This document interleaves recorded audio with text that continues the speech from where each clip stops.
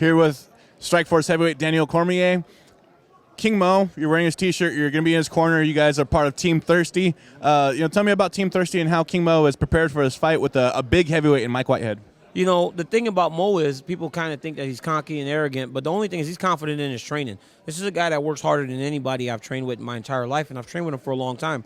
You know, Team Thirsty, we started this a while back, probably for some of the wrong reasons, chasing behind females and everything. Some of the guys did it, but now it's an organization that, like a group of guys, we just want to be the best. We strive to be the best in everything we do, whether it be financial security, whether it be winning championship belts, whether it be anything you can really hunger for, championships, whatever. We're thirsty for those things, and we're going to do whatever it takes to accomplish them. We've got a strong group of guys, which includes me, Mo, and Rashad Evans, and LC Davis, so we've got a lot of victories under our belt, and heading this organization. People can support it at www.wethirsty.com.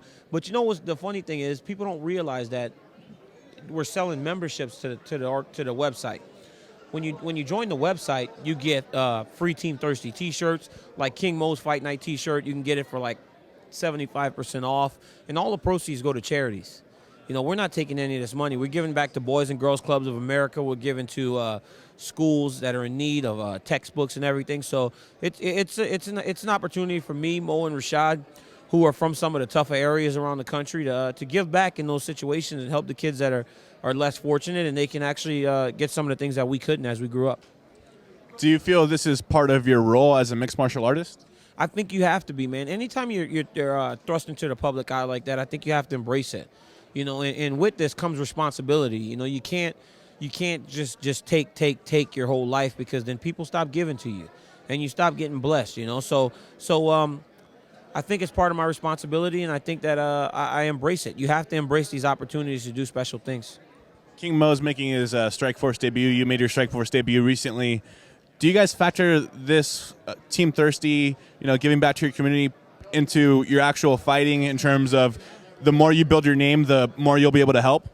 Obviously, that is a part of it. We've got goals set for what we're wanting to do for kids around the country at certain points. Obviously, first year is probably not going to be as good as a second year, third year, whenever we're more established mixed martial artists, because honestly, the only one is Rashad Evans that's really been to the top of the sport.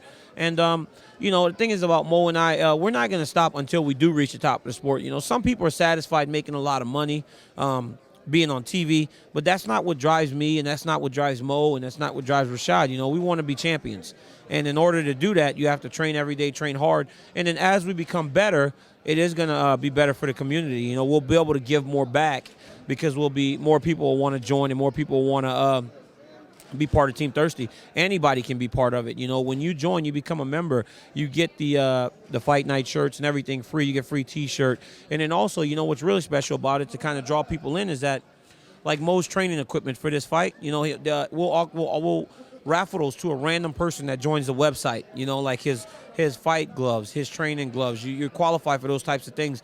Clothing, like T-shirts, Future Clothing, the company that makes the T-shirts for us. You get a bundle of stuff.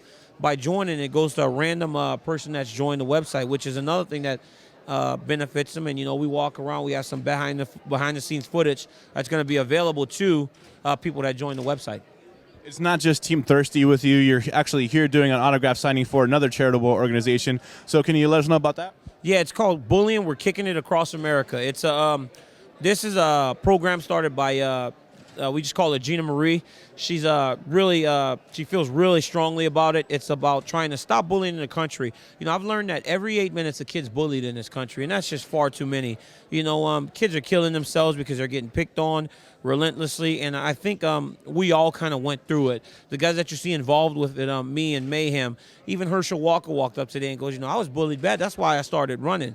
So and this is a chance for them to reach out and see people that are on board with them and actually believe in and stopping it, because some kids just have nowhere to go. And now, we're kicking it. We're kicking it.com. We have We're Kicking It Facebook, because that's what most kids are doing nowadays. We're Kicking It MySpace. Trying to stay in touch with what's going on in the world, and just trying to stop this the bullying from going on, because it's just way too much, and it's becoming way too serious. Because we were younger, you got bullied at school. Maybe you didn't get to play basketball. You were the last kid picked every time. But now you can't really escape it, man, because you go on the internet and maybe you want to join a Facebook group and these guys won't have you because you're the kid that nobody likes. Or they may chat you up on Facebook or MySpace. It's just so many ways for these kids to get to you. And it's just becoming really, really crazy. So we have to stop it now. In terms of your own fighting career, how did you feel in your mixed martial arts debut? I felt good. I think obviously there are things that we can work on, but the thing is, I debuted on a larger stage than a lot of people normally do, and I figure if we go back and watch a lot of our debuts, I probably think I looked about as good as anybody else that's fighting for the first time. Garrett Frazier was a tough guy, man. He ran a little bit, but he was a real athletic kid, big, strong kid, and fast and quick, long reach advantage, and I think I did the things that Bob and Javier and those guys trained me to do and came out with the victory. It was a tough fight. I wish I could have finished him a little sooner. I think that would have been better because I had some opportunities. But over the last 4 months, I've learned how to finish in those situations. So I think next time I fight, people are going to be surprised and pleasantly surprised. Your teammate King Mo has kept a very frantic pace in terms of his fighting. He fights very often. Is that something you'd like to do as well to catch up in terms of experience? I would really like to. I'd like to learn on the job, man. I think with my wrestling base, I can keep myself in a lot of fights.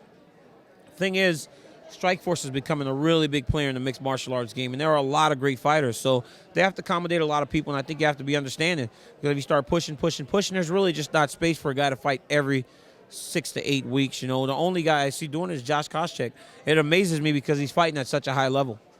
Absolutely. And you talked about moving to 205 pounds. Is that something you want to do to advance your career? That's something that would have to be decided by me and Bob and Javier and my manager, Dwayne Zinkin. We all would have to come to the conclusion that that's the best idea. But as of right now, the idea is to stay up at heavyweight where I don't worry about weight classes right now, just focus on wrestling.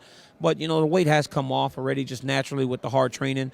I weighed in at 250 at my fight. I weigh 240 now, just daily walking around. So after practices, I'm in the mid to low 230s. So, it's becoming more realistic a thing because the weight is coming off due to the training. But it would have to be a group decision that Bob and I and Dwayne and Hav and Dave Camarillo would all have to come to. And I'd have to really be dedicated in getting the weight off. You've got Dave Camarillo training you in jiu-jitsu. You're an Olympic-level wrestler. And you've got Javier Mendez working on your striking. How has it been sparring with Cain Velasquez, who's considered to be the next great hope for heavyweight and someone who's currently your main sparring partner? I think training with Cain is amazing because he's so good. So every day I'm learning. If I'm taking my beatings, it doesn't matter because I'm getting better. If Cain's one of the top 10 heavyweights in the world, what about number 12, 13, 14, 15? I could probably go out there and fight those guys now because Cain is so good and I'm getting that feel daily. I'm not saying that, I'm necessarily ready for those guys right at this moment, but, if push came to shove, I would find confidence in the fact that I'm going one of the best heavyweights in the world daily. And he's just unique because he's such a big guy. He fights at a really high pace, and he has some really good leg kicks and high kicks and everything. He's great. I love the kid. He's a great kid. Any last words for people who may want to join Team Thirsty? People to watch out for Daniel Cormier. Watch for me beginning of the year. My time's coming up. I've waited patiently, and I'm starting to get the word that it's going to happen here sooner than later. I'm going to know here something really quick, and join the website, man. Go to we'rekickingit.com. Find out about the bullying, help fight bullying, and join the team. We're all thirsty for something.